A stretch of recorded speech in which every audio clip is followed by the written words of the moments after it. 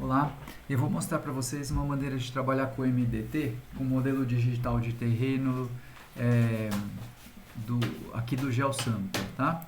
Bom, a gente entrando aqui na lupinha, a gente pode escolher MDT ou MDS, né?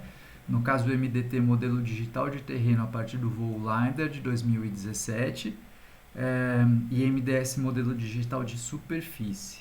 Vai ter um próximo vídeo, se ele já estiver pronto, ele vai estar aqui num card, que a gente vai usar o MDS. Mas por enquanto vamos fazer o download do MDT, do modelo digital de terreno, e vamos selecionar uma área aqui próxima ao metrô Vila Madalena, que tem uma topografia interessante para a gente poder visualizar, bem bacana. Então a gente faz o download aqui, é um arquivo zip. A partir do momento que ele vai fazer esse download, a gente vai ter que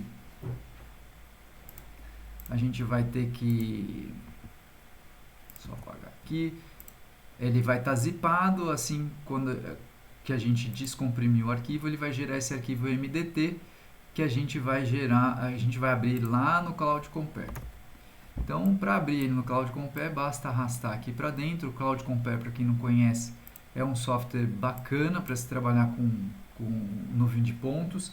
Essa pergunta é bastante importante. Aquela anterior, ele pergunta quais os atributos abrir, né, como lidar com os atributos do arquivo LAS. Esse arquivo LAS, essa extensão LAZ, é o arquivo de nuvem de pontos comprimido. É um formato padrão, bastante comum. E esse Global Shift aqui, o Cloud Compare, ele usa essa estratégia para diminuir a quantidade de bytes em memória, né? Então ele transforma isso num número menor que fica mais fácil para ele tratar. Depois essa informação, na hora da gente exportar, ela vai ser importante para a gente. Então eu dou um Yes to All e aqui a gente tem o modelo digital de terreno, né? Os pontos coletados aqui a gente vê mais ou menos a projeção das quadras, muito mais densos aqui onde são as vias do que onde contém edifícios. Então a gente vai ter que interpolar esses dados de alguma forma para gerar o modelo digital de terreno, né? A gente vai falando mais nos próximos vídeos sobre o Cloud Compare, mas uma das estratégias que a gente tem para fazer isso é através do volume 2,5D, né? Onde a gente pode calcular esse volume e ele gera um resultado interessante. Então aqui o ground, né? A gente considera como zero, eu considero como zero, e ele vai pegar a informação do MDT, do Z, né, da coordenada Z, e fazer uma interpolação. Quando a gente dá o update, ele gera esse resultado que é possível exportar como um grid, como uma nuvem. Então ele volta lá.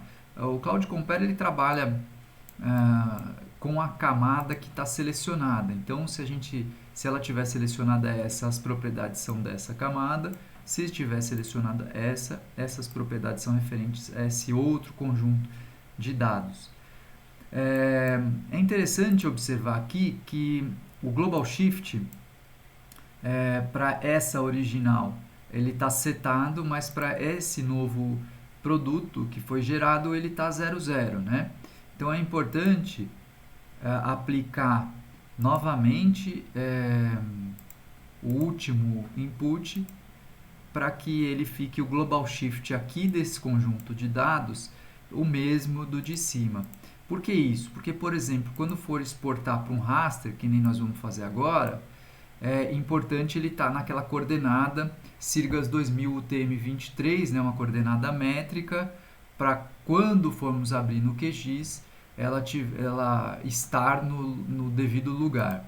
Então a gente faz o mesmo processo, né, gera o grid, só que esse aqui a gente consegue, como é um processo de rasterização, nós conseguimos exportar para um raster, que é o que nós vamos fazer agora, o arquivo chamado raster.tif. Ele estava lá, porque eu havia feito um teste antes.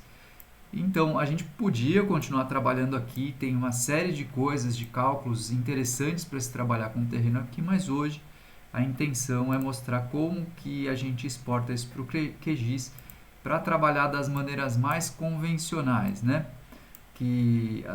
Enfim, que costumamos trabalhar já há bastante tempo com o modelo digital de terreno, por exemplo, gerando uma curva de nível.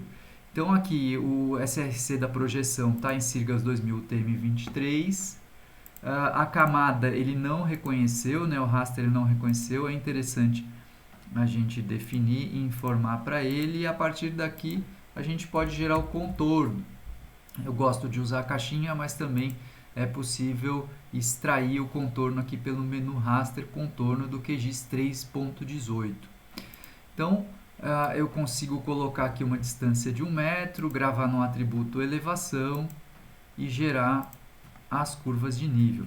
Vocês podem perceber que eles têm alguns detalhes que não são convencionais numa curva de nível, justamente por conta da densidade de pontos e das características do levantamento LiDAR, né? Que ele é muito mais preciso, tem uma densidade de 12 pontos por metro. Normalmente não é assim que a gente vê uma curva de nível, a gente vê ela um pouco mais bem comportada. Para isso a gente tem algumas estratégias, a que eu vou sugerir aqui para vocês é que a gente simplifique isso aqui com um filtro passa baixa, né? Então aqui o filtro chama Resampling, é um filtro do Saga, ou então o pacote Saga tem que estar instalado. Eu gosto desse filtro porque ele gera um passa baixo e um passa alta, né? Um filtro de baixas frequências e um filtro de alta frequência. Para tratamento de imagem ele é interessante porque o passa alta ele acaba mostrando detalhes da imagem, né? Detalhes que podem ser interessantes para algum propósito específico. Então, por exemplo, aqui ele demonstra claramente, né, os muros de arrimo. Aqui é bem claro, né, que tem parece um curso d'água, alguma coisa. Ele mostra um certo relevo aqui distinto entre as ruas e as quadras. Pode ser interessante para algum tipo de processamento ou visualização. Mas o que está interessando aqui, para a gente deixar as curvas de nível mais comportadas, é esse passa abaixo. Se a gente ligar e desligar ele, a gente vê que praticamente ele ficou com uma resolução espacial menor. Ele deu uma certa embaçada na imagem. Isso vai ficar claro a partir do momento que a gente gerar o contorno novamente nesse filtro passa abaixo, com a equidistância de 1 metro, para a gente poder comparar com a outra. Então essas curvas estão mais penteadas, né? Estão mais comportadas, muito mais parecido com o que costumamos ver para essa escala, para um mapa, enfim, para um ipsométrico ou para enfim, diversos propósitos. Se a gente ligar a outra camada, a gente percebe que ele vai contornando como se fosse uma linha média aqui dessas curvas de nível anterior, e ele vai removendo aqueles pequenos detalhes, né? Então, enfim, depende muito da aplicação que cada um for utilizar. Essa é uma das maneiras de se trabalhar com modelo digital de terreno. A gente vai acabar usando num próximo vídeo, né, por exemplo, para visualizar em 3D um terreno ou até para visualizar a cidade em 3D. Esse filtro passa abaixo ele fica interessante porque o relevo ele fica mais comportado. Utilizando o raster direto, ele acaba ficando muito craquelado e do ponto de vista estético não fica legal para o que a gente vai fazer. Mas aí depende muito da necessidade de cada um. Eu aviso e coloco um card aqui desse próximo vídeo assim que ele estiver pronto. Obrigado!